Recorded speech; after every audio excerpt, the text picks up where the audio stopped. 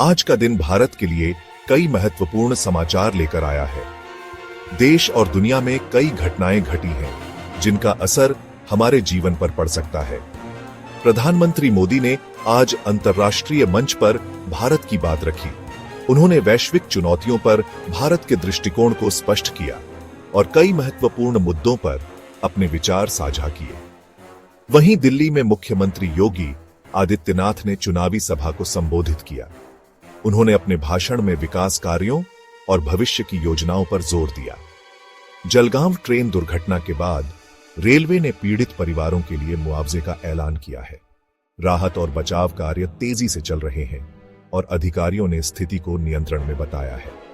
खेल जगत में भारत और इंग्लैंड के बीच T20 मैच का रोमांच जारी है। दोनों टीमों के बीच कड़ा मुकाबला देखने को मिल रहा है और दर्शकों में उत्साह चरम पर है।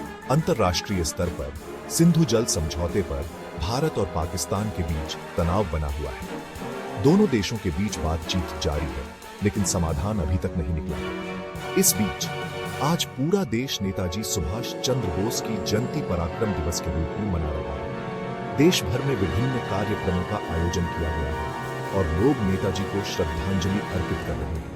आइए इन सभी खबरों पर विस्तार से नजर डालते हैं। हर खबर के पीछे की कहानी और उसके प्रभाव को समझने की कोशिश करते हैं।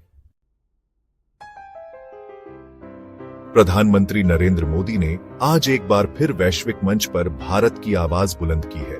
उन्होंने अपने भाषण में भारत की प्रगति और विकास की दिशा में उठाए गए कदमों का उल्लेख किया। उन्होंने जलवायु परिवर्तन और आतंकवाद जैसे मुद्दों पर भारत का पक्ष रखा। प्रधानमंत्री ने कहा कि जलवायु परिवर्तन से निपटने के लिए वैश्विक सहयोग की आवश्यकता है और भारत इस दिशा में महत्वपूर्ण योगदान दे रहा है। प्रधानमंत्री ने कहा कि भारत इन वैश्विक चुनौतियों से निपटने के लिए पूरी दुनिया के साथ मिलकर काम करने को तैयार है। उन्होंने यह भी कहा कि आतंकवाद के खिलाफ लड़ाई में सभी देशों को एकजुट होना होगा।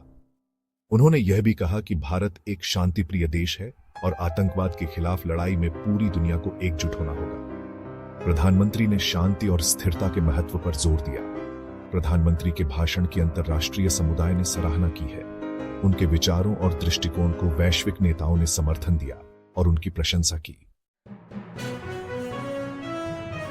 उत्तर प्रदेश के मुख्यमंत्री योगी आदित्यनाथ ने आज दिल्ली में एक चुनावी रैली को संबोधित किया। इस रैली में भारी संख्या में लोग शामिल हुए, जो योगी आदित्यनाथ के विचारों और उनके नेतृत्व के प्रति अपना समर्थन जताने आए थे। उन्होंने दिल्ली की जनता से आगामी विधानसभा चुनावों में भारतीय जनता पार्टी को वोट देने की अपील की। योगी आदित्यनाथ ने कहा कि भाजपा ही एकमात्र पार्टी है जो दिल्ली को विकास की नई ऊंचाइयों पर ले जा सकती है। मुख्यमंत्री ने कहा कि दिल्ली में भाजपा की सरकार बनने पर विकास कार्यों को गति मिलेगी।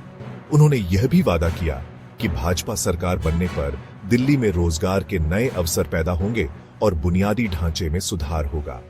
उन्होंने आम आदमी पार्टी सरकार पर भ्रष्टाचार और कुप्रशासन का आरोप लगाया।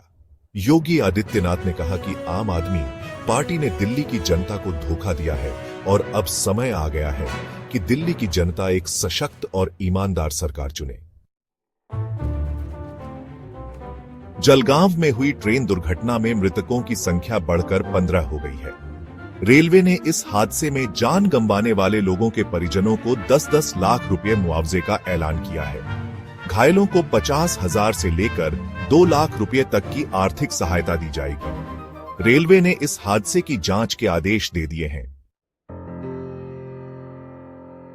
मेष, आज का दिन आपके लिए शुभ है।